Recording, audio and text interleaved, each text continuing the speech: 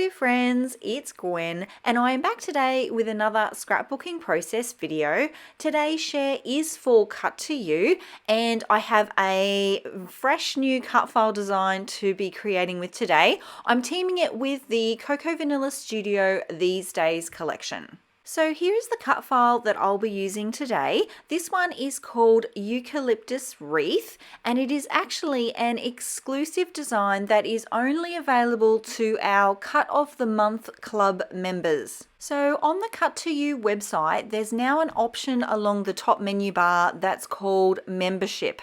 And that is the area of the website that all of the members go to grab their exclusive of the month. So every month there's a different design and I try to keep them very universal, like very broad. And yeah, so you go there once a month and there's an exclusive cut file design waiting for you.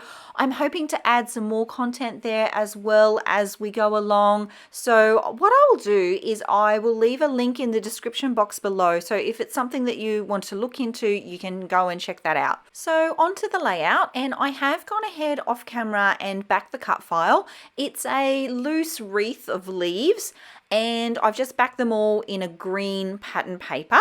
I am using this photo of Caitlin. It's another back to school one. I've been on a bit of a back to school layout kick at the moment. I don't know why. I think I just pulled out a bunch of photos and thought, let's get this done. I'm going to keep the design pretty simple for this one because I really wanted it to be one that the ladies who get the exclusive cut files could recreate. So I'm going to essentially put my photo in the center of the wreath there, and then we're going to use the design of the cut file to help guide the design of the layout. So at this point, the cut file is flat to the background and I have added a little bit of liquid adhesive underneath it to keep it in position. I'm going to add my photo flat to the page as well because I do want to tuck it under a couple of the leaves in the cut file. So once I've got that positioned, I will add a little bit more glue. I'm not going to glue the whole cut file down though, because at this point, I may still want to add a couple of things in underneath it. I'm not really sure, so I will leave my options open for now. First point of call is the floral ephemera pack, and I am going to pull out a few of the orangey kind of peachy colored florals, but I'm also going to get fussy cutting. So this is a pattern paper from the collection and I am going to pull out again a couple of florals in that peachy orangey tone.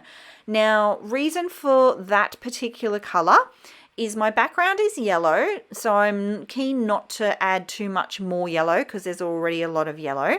But I've also got in my photo, it's a very warm photo. This is a photo taken at our front door and it's a very deep teak kind of tone to the wood in the door. So I want to try and blend that with the other elements that I've got going on in the page, because if I don't, it's going to look, the photo is going to look very heavy. So I do want to try and sort of blend that out a little bit. And I think the best way to do that on this layout is by choosing floral elements that are more orangey, pinky, rather than lighter or yellow toned. As you can see here too, I've also fussy cut out quite a few of the leaves in the background print of that pattern paper, and I am going to use them to layer up on top of the cut file. So I'm really using the cut file as a bit of a template, I guess, for my embellishments, for the floral cluster. It's a starting point. So it's a really good design too if you're unsure about creating floral clusters and you're not sure where to position things. A cut file like this one can help guide that, can help you have a base and have a starting point for a floral cluster.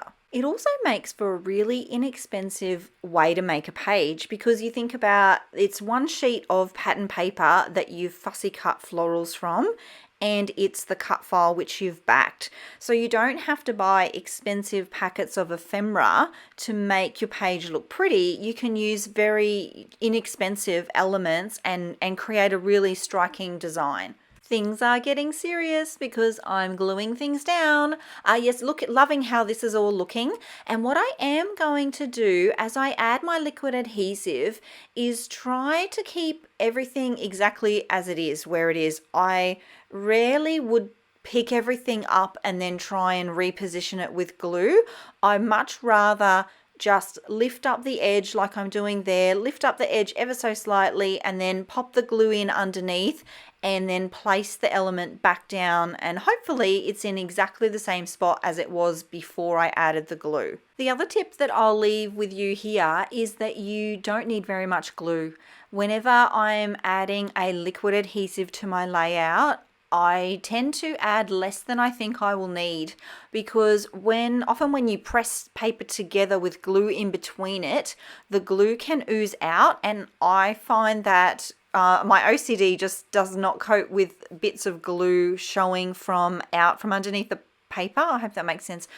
So I'm very careful to add enough to make it stick, but I don't want to go overboard, and I don't want bits of glue oozing out between the paper layers. I do find too that sometimes it's much easier just to rotate the layout around so that I can get to the areas rather than just working with it up the right way. Yeah, I just rotate it and just scooch it around, adding the glue as I go until everything's locked into position. Okay, so it's at this point that I'm loving how this is all looking, but I'm noticing that it's a little bit bare on the left-hand side of the photo there. And I'm not really sure at this point what I want to add there, but I want to fill in that gap. So I do have a look at the ephemera pack in the collection, and there are quite a few lovely little elements. I'm also thinking at this point about the title, what the title's going to be for the page. And it does end up being this little banner piece that says "Love Grows Here." And I do audition a few die cut elements on the left there. I tried the bicycle. I don't mind this cute little typewriter, and I was looking at positioning the title over the top of the typewriter, and it did fit.